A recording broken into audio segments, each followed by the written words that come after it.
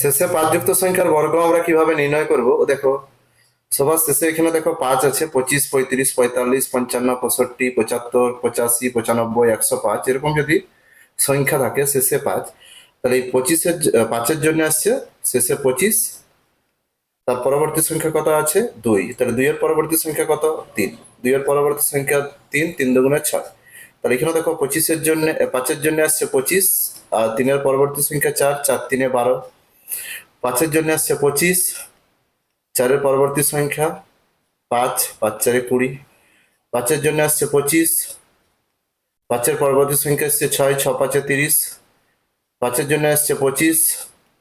6-এর পরবর্তী সংখ্যা 7, 7 6 42, 5-এর জন্য আসছে কত 25, আর এখানে 7-এর পরবর্তী সংখ্যা 8, 7 8 56। তারপরে কোশ্চেন 5-এর জন্য আসছে 25, 8-এর পরবর্তী সংখ্যা 9, 8 9 72, 5-এর জন্য দেখো আসছে 25, 9-এর পরবর্তী সংখ্যা 10, 9 10 90, 5-এর জন্য আসছে 25, আর এখানে দেখো 10-এর পরবর্তী সংখ্যা 110। এভাবে তোমরা শেষে 5 যুক্ত সংখ্যার বর্গ নির্ণয় করতে পারবে।